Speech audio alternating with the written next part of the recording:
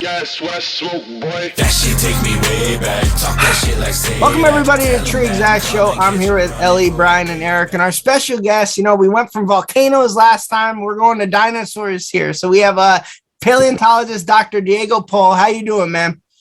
Hello, how are you? Very awesome. So how this one came to be is I was watching a show on, I want to say the History Channel or Nat Geo. It was called Life on Earth. And you came on and you were discussing the discovery you had about the Titanosaur. And I thought it was really interesting. But before we get into that and paleontology, tell us a little bit about yourself and how you got into your field. Very good. So I was always interested in dinosaurs and other animals that lived in the past, when I was a kid. So I used to go to the natural history museums and trying to go out in the field, trying to find fossils or anything related to nature, right? And then when I was in high school, I signed up in a volunteer program in the Natural History Museum in Argentina, in Buenos Aires. And then at that time is when I got to know how is to be a paleontologist. What does a paleontology do every day, right? So by the time I finished high school, I was pretty much sure that I wanted to go this way. So I did my major in biology in the university and college. And then I went to New York for my PhD. Was the first time you were in New York getting your PhD? You went straight from Argentina to New York? Yeah. How was that experience? Yeah, that was crazy. That was a crazy day. It was actually my first time in New York. My first time in the US actually was the day I started my PhD, right? So I flew from Argentina. I, landed in JFK, took the subway, and left my luggage in a friend's house, and then went straight to a natural history museum in New York to meet my advisor, and the people that I was going to be working for the next 5 years. You know how bad people like you make me feel? Because you just said your first time in the States, you took the subway and you went to the Museum of Natural History. I live in New Jersey. I have my whole life. I still can't read a subway map. I have no idea what I'm doing. So I need to be with someone in order to go to Yankee Stadium. So just yells can be confusing. Italian. Yeah, it's very confusing. Thank you. But, the fact that you just went 0 to 100, it's not like you went straight to like Iowa. You were like, I'm going to New York. So I am knocking out the most vicious state. I mean that in a nice way first. Yeah. So you're prepared for everything. So that's really cool, man. So I know you mentioned other animals and we've had shark experts on. Why dinosaurs in particular? Is there any you saw, a book you picked up at a yard sale? I don't know.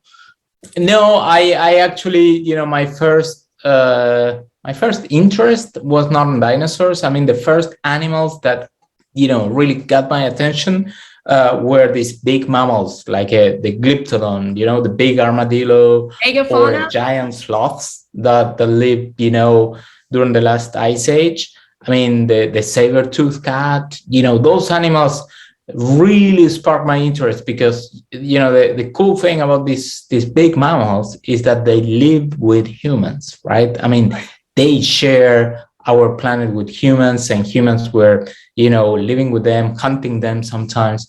So that was my first interest. And then, when I got into paleontology, then I started learning more about, dinosaur research, and then I got interested in that.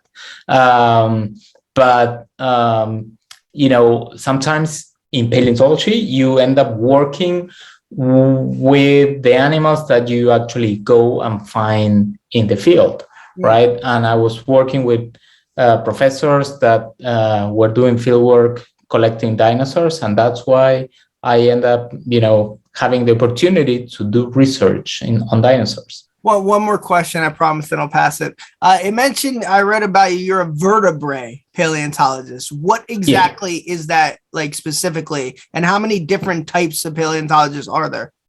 Sure. So vertebrate paleontology is somebody who works on vertebrate animals, right? From the past. So all the animals that have backbone, right? So it's like from fishes to amphibians like frogs and toads, and mammals and reptiles, lizards and turtles and crocs, and then obviously dinosaurs and birds. So all those are vertebrate. And then you have the paleobotanist. These are the people working on fossil plants. They're super interesting and super important because plants are wonderful to tell us what was the environment in the past and how was the climate in the past. So by studying plants, you can actually tell if New Jersey was cold in the past or warm, or was there like a rainforest there or not. And then you also have the invertebrate paleontologists, that these are people that are working on all animals that do not have a backbone, right? So clams and roaches and insects, the boring animals. Yeah, well, some are cool, but they are certainly smaller animals. The ones that we step on and eat. You had no desire of studying. Is there like a hierarchy, as in a who's cooler? Like, oh, I just found this dinosaur. Oh, we found a plant. And you're like, nerd. And you guys, like, is there friction in that? Well, yeah. These are camps, and people identify. And if you talk with me, I'm a dinosaur paleontologist, I will tell you that dinosaurs are super interesting, and certainly I wouldn't trade plants, working on plants or anything like that. And if you speak with somebody that works on plants, probably they will say, well, these dinosaur guys are all interested about big animals, but they're not doing like the tiny details of the important science and so on. So yeah, you'll find different attitudes. Who would have thought paleontologists had gangs? I mean, anytime you get a group of people and then you give them some identity and some community, they feel like they're part of something, and it's this us versus them kind of feeling that is very common. I have a question. Go ahead, Brad. Yeah. No. Mine's a two-part. It's probably gonna be long. So like I'm not a paleontologist. No, you're not. You're not. I know, but I was setting it up and I realized I'm not trying to sound cool. Anyway, so if you find one somewhere out in the middle of like Asia or Africa or in my backyard, how do I locate you? How do we locate each other? And if it's my backyard or it's some village somewhere, do you have to compensate that person to dig and kind of, you know what I mean? Like what's that side of it? I have to say, really quick, Diego, Eric, great question. Phenomenal question. Absolutely. Super, super interesting. So if you find a fossil and you want to know what it is, I would say the best thing to do is to take a photo or the fossil to a nearby museum. Usually a local museum will have the people that are more familiar with the kind of fossils that are in the area, and that will be the easiest way to find out. Now, that's about identifying the fossil, but then you mentioned about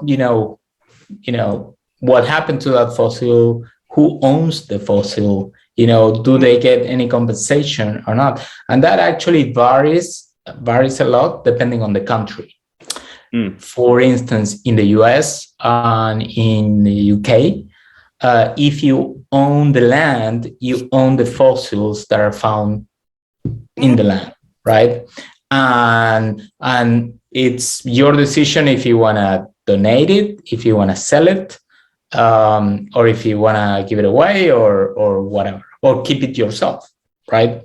And a famous example, some T-Rex skeletons that were found a couple decades ago, one very complete one was sold by $8 million. It's actually in the Film Museum in Chicago, right?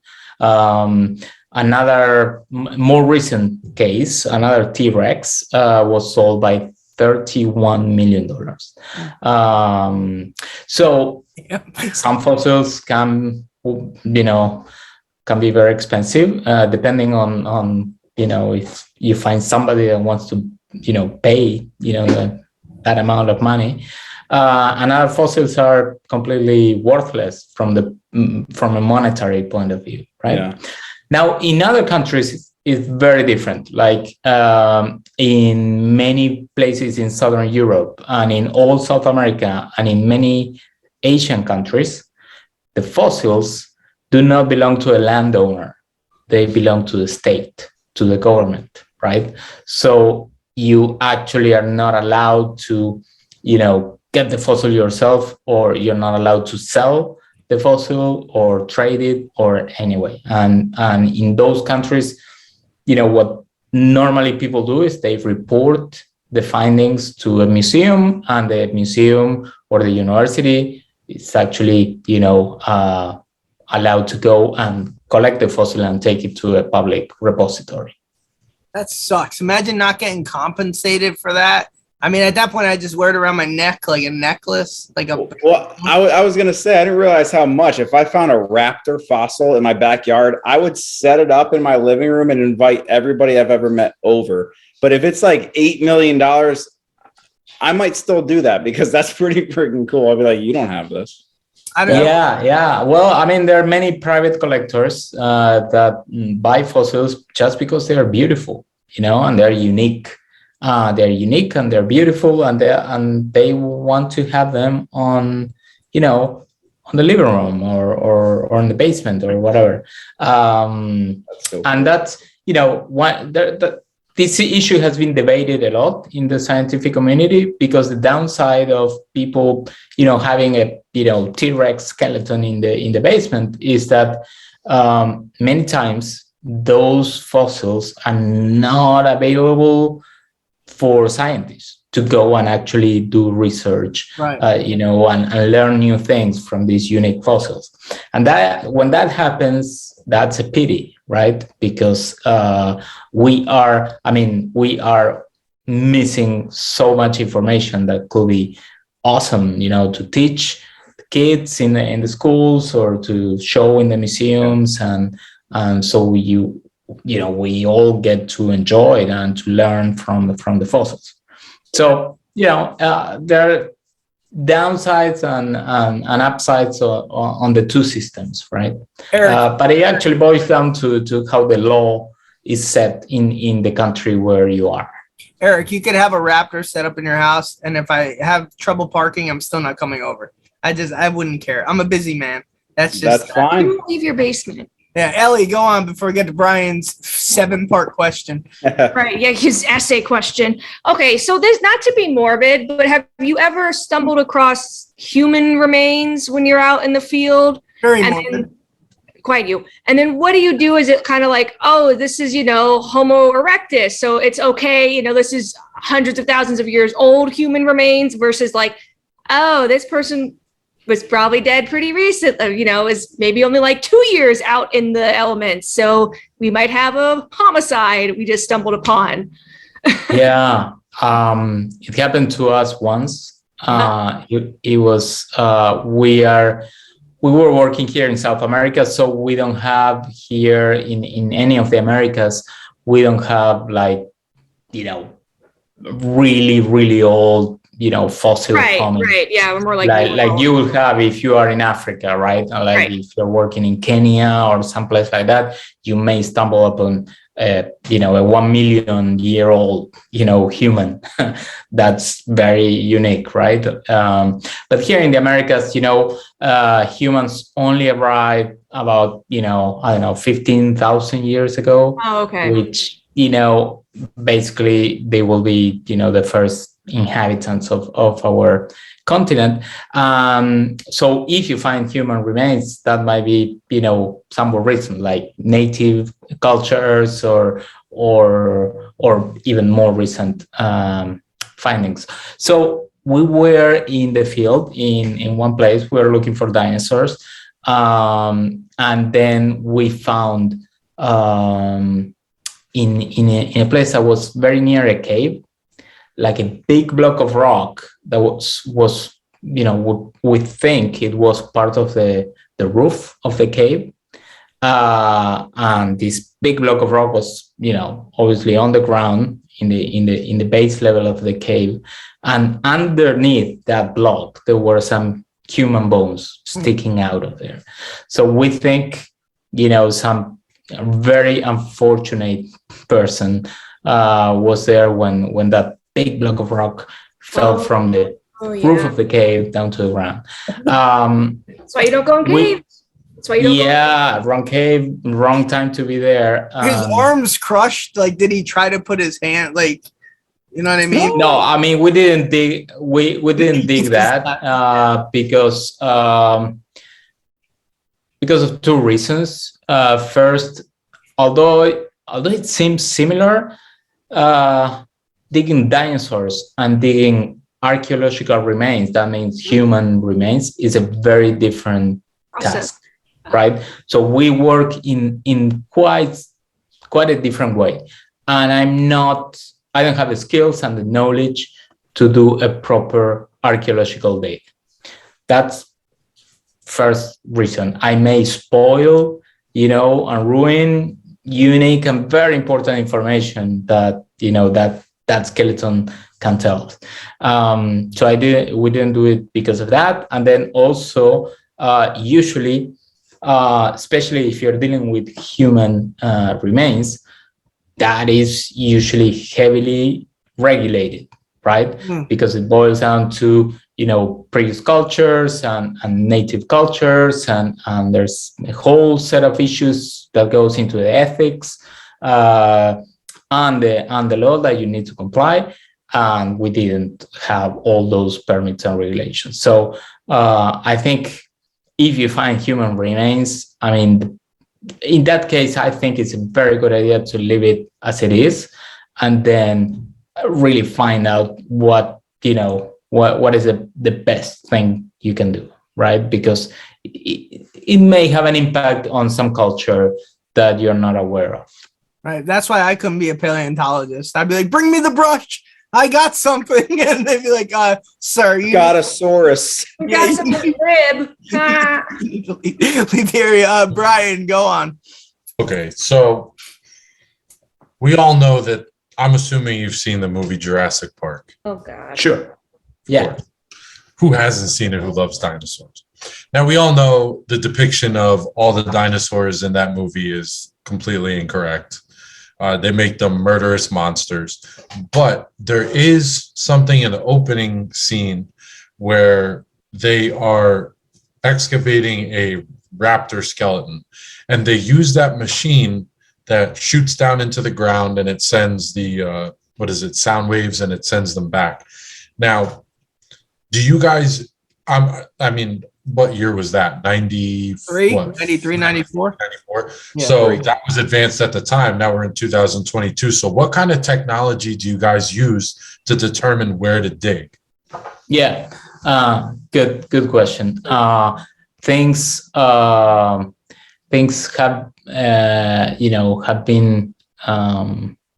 have changed a little bit since the 90s. But everything has changed a lot once you take the fossil out.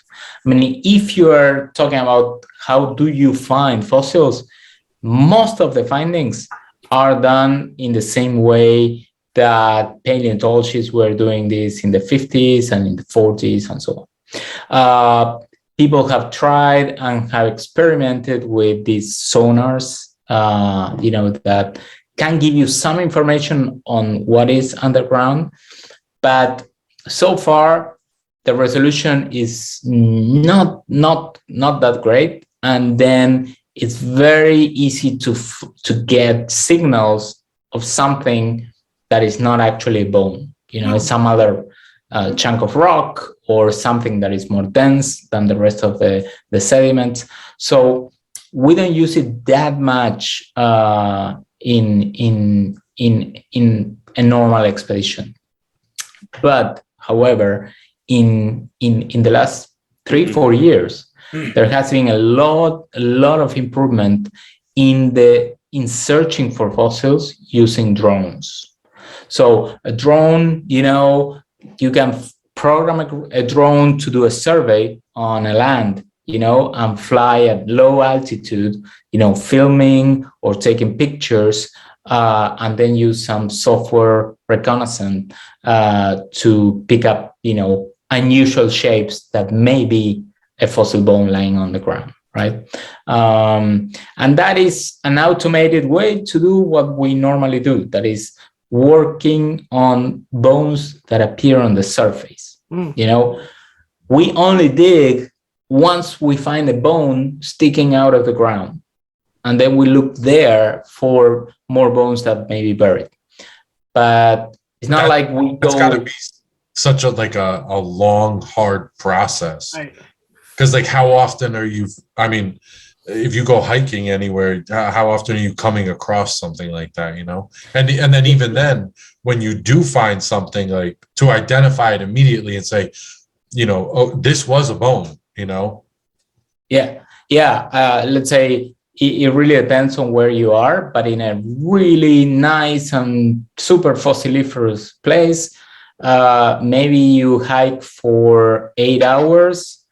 And maybe you find, 10 bones. So let's say one fossil per hour. That will be what you find in a very nice place. So the thing is, you can do that with a drone, and then use a computer program to search for those images. So that will save a lot of time. It's very experimental so far, but it has the potential to change the way on how we look for fossils. But then a lot of things have changed on what you do with the fossil once you take it out. And computer tomography, right? CT scans are using, we use them every day now. And sometimes you take the block of rock that contains the fossil inside, and you can put that in a CT scan and then get a very high resolution, detailed 3D model of the bones and the skulls or whatever you have inside that block of rock. So that has changed completely in the last 10 years. We use that a lot, but not so much for looking for fossils, but to analyze the fossil once we get it out of the ground. Now, once you have something out of the ground, let's just say it's like a fragment of something. Let's say you find a fragment of a vertebrae of whatever. How do you go about identifying what that was from? Yeah, exactly. We use what we do a lot is anatomical studies, right? I mean, different animals have different shapes in the vertebrae or in the femur or any other bone of the skeleton. So if you give me a vertebrae, I will be able to tell you if that is a vertebrae from, an animal that belongs to the cat family or to the, dog, wolf, fox family, or a bear, or, or an hippo or any other animal, right? Each family has a unique set of features in pretty much every bone of the skeleton. So if you find an isolated femur, handling bone, then you can identify by comparing the shape of the different processes of the bone, if that bone belongs to, a cat or a dog or, a rhino or an elephant or so on. So we use that. We use comparative anatomy, comparing the shape on the each, bulge and process that bone has, will give you a hint about what kind of animal was that. Now, how much room for error is in that? Because it's there's got to be some things that are so close where you're looking at it, you're it could be this. I feel like it's this, but. Yeah, there's the finer you go, the greater the room for errors, right? I can tell you, let's say you get a tooth, right? You find a molar, right? I can tell you, with 100% confidence that it belongs to some animal of the cat family, right? The felines. Now, I may have, more error chance if you ask me if this belongs to a tiger or to a lion, right? So there you may have a 70% accuracy, right? So the finer you go, the more tricky it gets. Yeah, so it's like after you identify the kind of family that it belongs to, then it's like, let's just we'll do comparisons and make our best guess here. Exactly.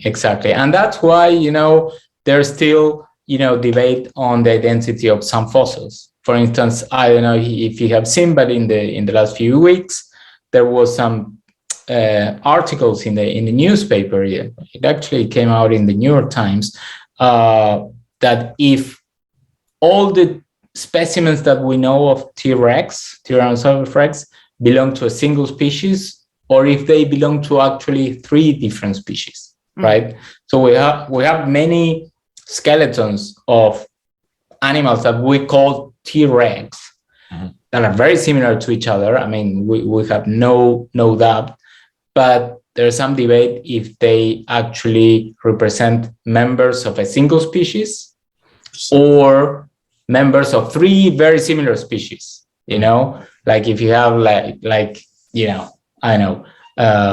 lion, a tiger, and a leopard, right? They're very similar to each other when you look at the bones, but in the case of dinosaurs, sometimes we face these discussions, and so far there's not like a uniform way to tell with 100% certainty if one option or the other is the correct.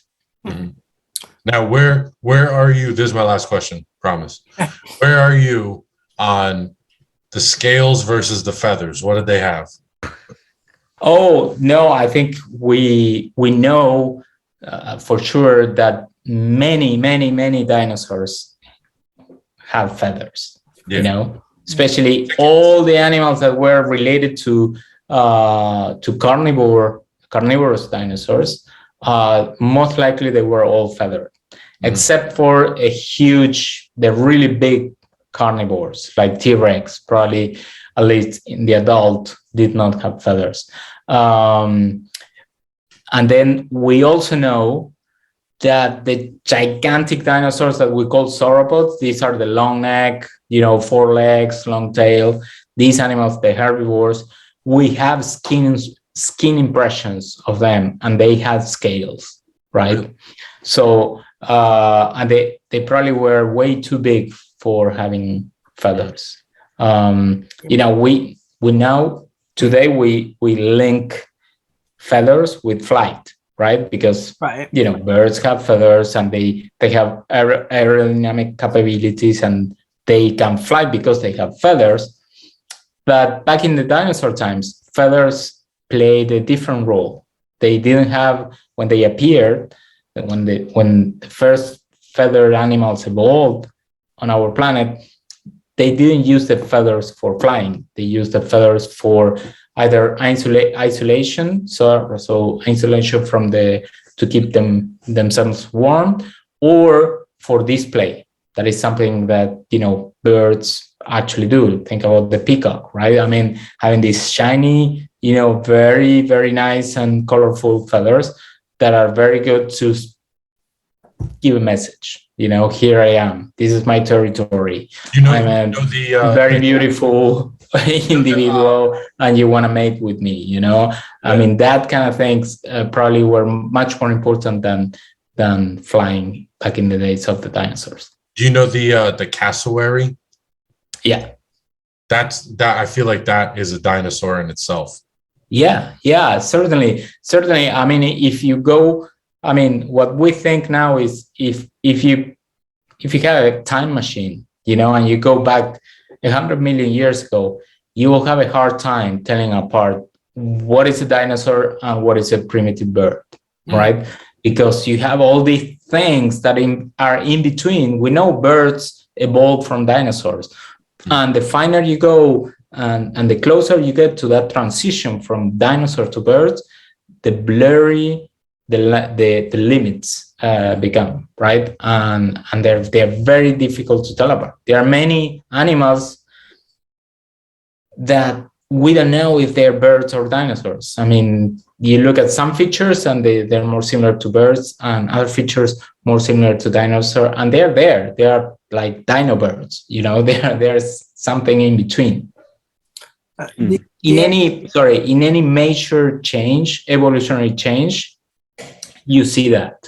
Like, when does, you know, a hominin becomes a human, right? What is the boundary between an animal that we can call it a human and an animal that we call, you know, a non-human primate, right?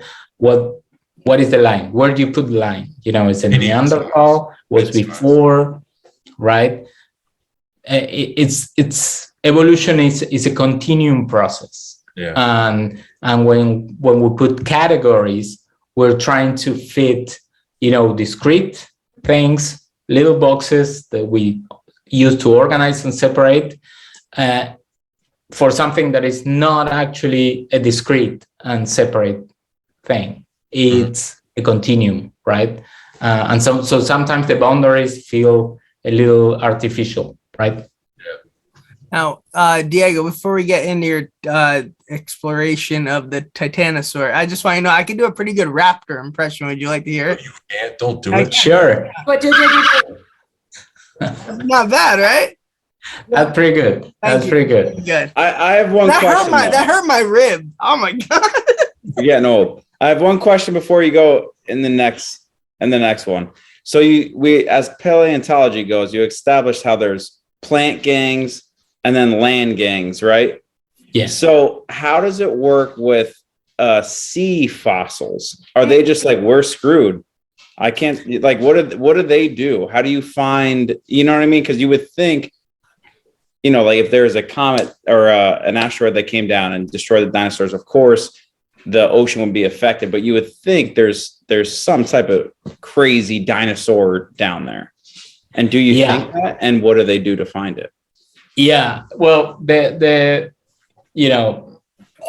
good thing for, you know, people working on marine fossils is that the sea level, right, has not been the same in the past.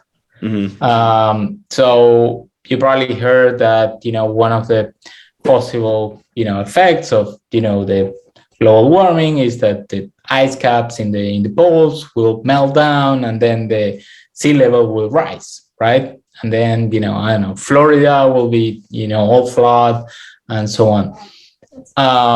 Well, that actually happened in the past many times. Let's say during the dinosaur times, there was no ice on Antarctica, no ice on the North Pole, right? So the sea level was way higher than it is now. So much of what you find, you know, in the coastal region, all around the world, was actually covered with sea water, right? So what is in New Jersey, you know, there are plenty of marine fishes and reptiles and so on that are found on land now, because that place was the bottom of the sea, you know, 100 million years ago. So there are many places where you find marine fossils, but are now, you know, completely above sea level, because now we have a lot of ice on our planet, and sea level is kind of low if you compare it with the sea level of the time of dinosaurs. But obviously, the you know, down in the bottom of the Atlantic oceans, there will be wonderful fossils being preserved there that we probably will never have the chance to actually find, unless we use some super cool and expensive, robots to go down into the deep ocean to look for them, right? Yeah, like James Cameron. He found Titanic. Yeah, exactly. Well, I mean, there are many people working on microfossil. These are microscopic fossils that are found on the drills, the boreholes that many companies do in the bottom of the ocean, right? Let's say when they are looking for oil, right, on the ocean. When they set up a platform in the middle of the ocean to get oil out of there. Well, that's because before they went with these big ships and they drill a hole in the bottom of the ocean floor, and then they found that there was potential for oil. And then when they drill that, they take the cores out, and in that core of sediments, you may find tiny fossils. And real quick, do you think if a sea animal fossil was found or a land animal fossil was found, given the environment of the two, which do you think would be best preserved? It depends a little bit on the conditions where what land environment and what marine environment. Let's say there's some places on land that have very low sedimentation rate. That means very little sediment gets accumulated, right? Like an example of that is a desert, right? You only have sediment because the wind blows, sand, and so on. So in that place, if an animal dies, it will take a lot of time to cover that carcass, right? And meanwhile, the skeleton starts, weathering out, right? So by the time you actually bury that animal with sand, half of the skeleton is actually destroyed, right? If, on the other hand, if the skeleton falls in a river where a lot of mud gets accumulated, then you can bury the skeleton very quickly, and that will be a very nice fossil. And the same happens in the ocean, depending where you are. If there are a lot of currents or if it is a calm part of the ocean, that will affect the quality of the preservation of the fossil. I'll tell you, man, I learned more doing these shows than I did in school. So I really enjoy it. But let's get to the Hollywood aspect here. I want you to paint a picture, Diego. So I read that you actually found a bone of the Titanosaur when you were excavating. Is that the word? Yeah. No, it was pretty good. It was on my calendar today. So I nailed it. All right. So excavating when you were doing it. So paint a picture of what that was like. The start of the morning, your coffee you had, and then you went outside and you just started doing what you do, and then you found it, and the reaction. Did you know it was what it was at the time? Yeah, every morning in the field starts kind of the same way. It really feels like, if you like to go camping, you know what I mean. You go out of the tent, it's kind of chilly, and you get together with your colleagues, friends there near the campfire. Somebody's making coffee. Some people are bringing, I don't know, the milk, the cereals or cookies or whatever people eat in the morning. And then you have a chat in the morning talking about, a little bit about plans and what we are going to do during the day, but then also about, some funny thing that happened, the previous night, or about, anything that you talk about when you get together with your friends in the campfire, right? And that goes for an hour or so.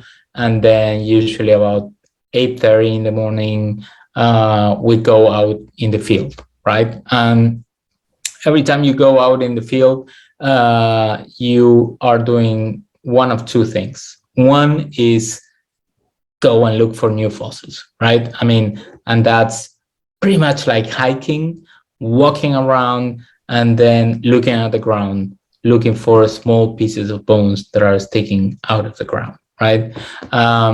When you're doing that and you spot something, the first thing you do is always, you wonder yourself, is that a fossil or a rock? Because there are some rocks that kind of look like a fossil, they're white, they have, similar, color or shape. So the first thing you do, you spot it is maybe like 10 feet away or so. You look for something that looks different from the rest of the ground, right? And you get closer, and the closer you get, the more excited you get if that is a fossil, right? You actually get to the place, and then you kneel down, and then by that time you already know if it is a fossil or not. And most of the time, the excitement comes when you actually start digging, right? Because you're looking for something that is sticking out of the ground, and the best finding is when you find only the tip of the skeleton sticking out of the ground, and then the rest will be buried there. And then you start digging there with your brush and your toothpick, and then little small tools. Sometimes a Swiss Army knife is pretty good, and you start scraping away the sand and the rocks that are covering the fossil, and that's when the magic happens, because you are bringing back to the surface something that has been hidden, buried for 100 million years. Yeah. Right.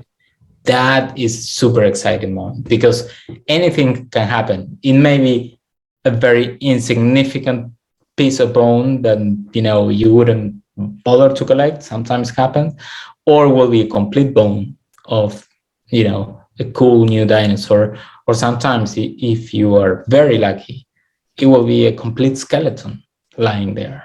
Or what happened with the Titanosaur was that we found 6 skeletons of the largest animal we know on Earth, right? And all that, obviously digging all that took 18 months working in the field, right?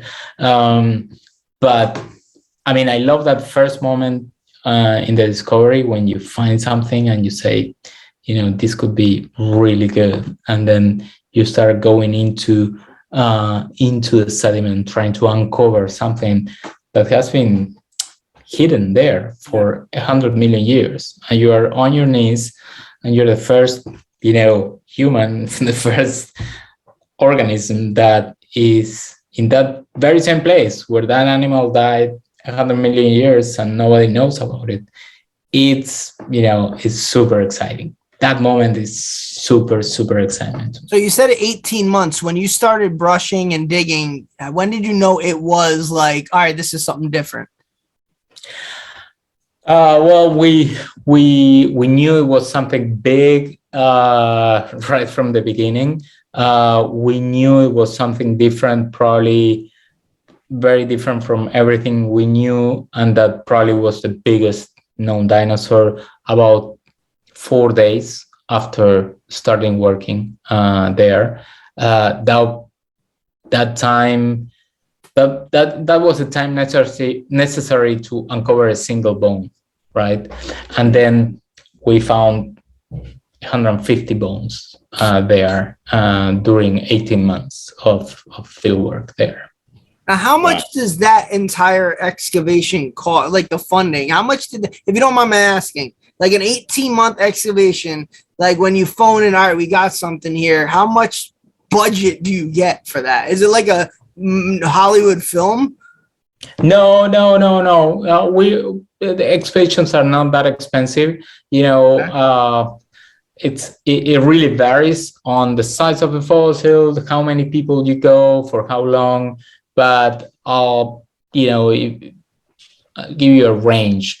If you go out in the field for like a month, depending on how many people and where you are and the logistic and so on, it may cost you between, I don't know, $5,000 or $100,000, depending on the logistics, right? Where you are, if you have to, fly over to Africa and drive for 10 days to get to a place, or if you're going to your backyard, right? The cost is very different, right? So that is kind of the range of the cost of an expedition. Last question about the Titanosaur, and then they could ask anything about the big dinosaur. You don't have to say a number, and you could just not answer, but we mentioned money before. Did you and your team do all right when you found it? Like, did you do all right? No, not really. I mean, in the sense that it doesn't, we are in a country in Argentina where, the fossils are not, where it's forbidden to sail. You cannot sail the fossils. They belong to the state. It was a great project because it helped us, gain a lot of visibility, and then after gaining visibility and so on, then there was some, it's easier to build new projects and attract new funding. If I now apply for for a grant, or I'm looking for money or funding or a donor to go and dig a new dinosaur, the fact that we were able to do that, it's very beneficial for us because we did something big before, so it's easier to get investors in our projects now. You said that the T-Rex sold for $31 million. Can you give a range in the US what the Titanosaur would have maybe went for? I was gonna say next time you just keep it quiet and then fly it somewhere else and be like, hey, look what we found. Can you give a range what you think it might have went for, just out of curiosity? Yeah, it's very hard to tell. It goes like, I don't even want to think about it. Like, don't even, because it's with fossils are a very unique. It's very hard to think about a market price because in a way it's very similar to what you will say for an art piece, right? Like, a Van Gogh. How much will a Van Gogh will cost? Well, it actually depends on how much money people want to pay. This, if you put it on an auction, and these are not very common things, so it's very hard to put a price tag for me. That's fair. That's fair. But I will think that will be more than a T-Rex, because we know, I don't know, 15, 16 skeletons already of a T-Rex. Let's say it's not that unique today already, but the biggest land animal that we know of, and there is a single one, so probably will sell for more. Right. But yeah, it's very hard to go beyond that. That's so cool you found it, though. That's like a life's work, like coming into its own. But we'll wrap it up here, Bri, Elliot, Eric. I just thought of this real quick. Only because you said that there's only been like roughly 15 T-Rex skeletons discovered. How do you guys estimate like the population size of the dinosaurs? Because if we're only finding like you said 15, who's to say that there weren't 3 million, and it's like or 16. That could have been it. Exactly. That is a big question. We don't have an answer, a very precise answer, but some people are working on that, and there are some actually recent studies that are trying to estimate that, and the kind of data that you need to infer that the population density is studying actual recent ecosystems.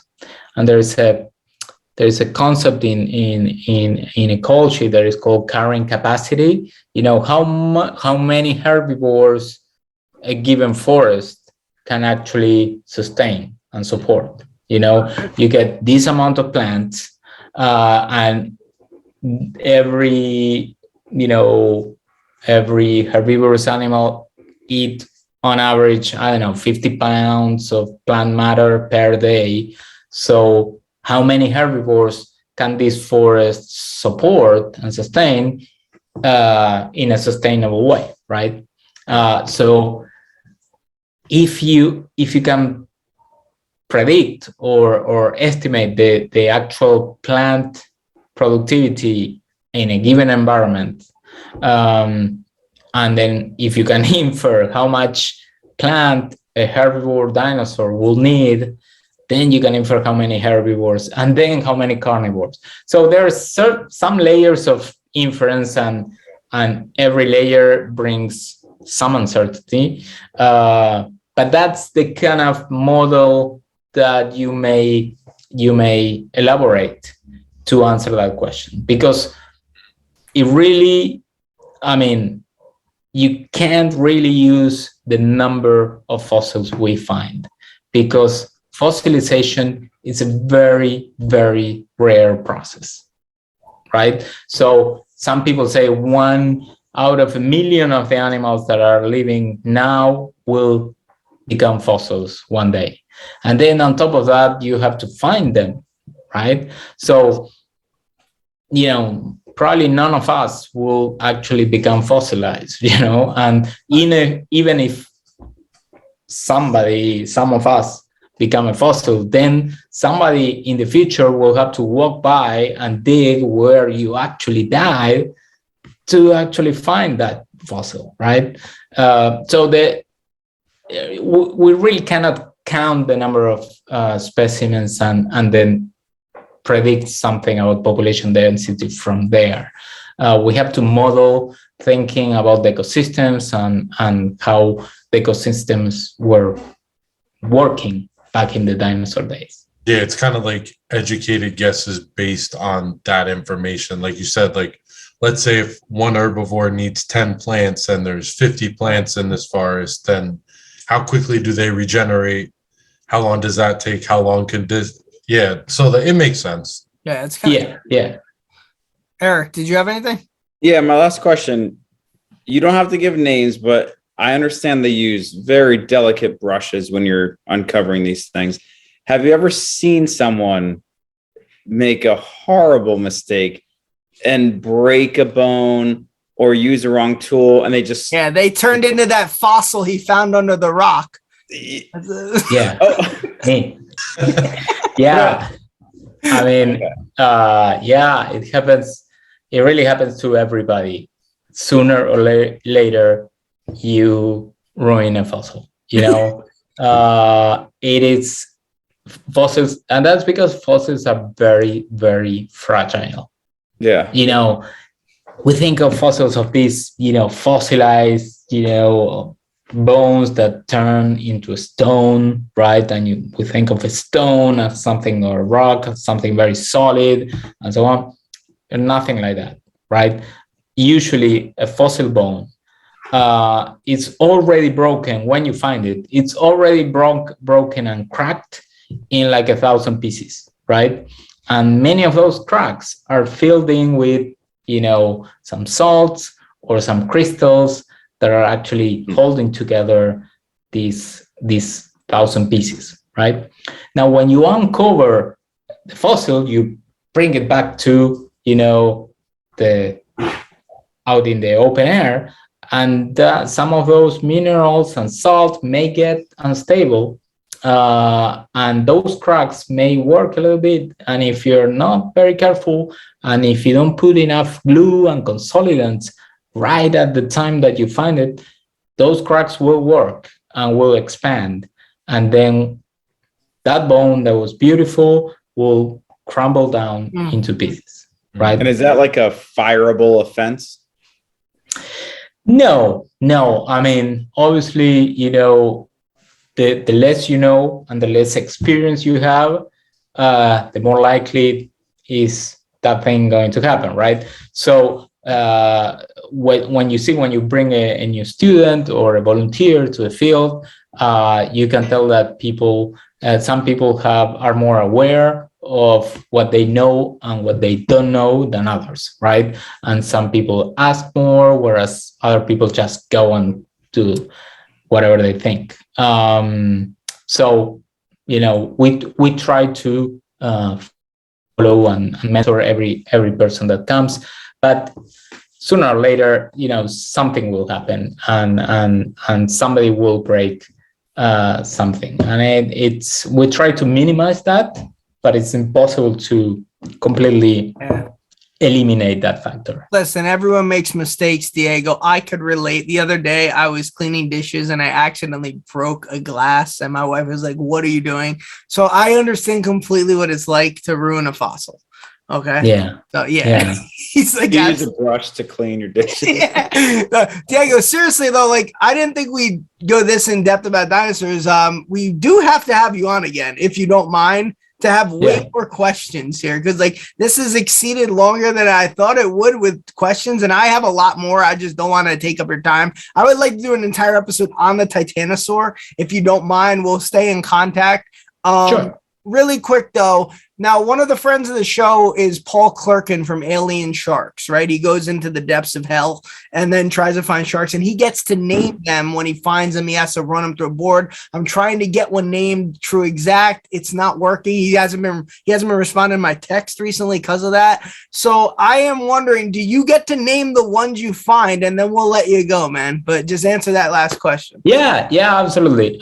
We have named in the last 15 years over 20 new dinosaur species. Every time you find a fossil of a species that is unknown, then you get to name it, right? Usually we name it after somebody or some place that has some relationship with the fossil, right? We have named fossils after families that live out in the field near the places where we work, families that have sheltered us in their farms, in their yards. That's nice.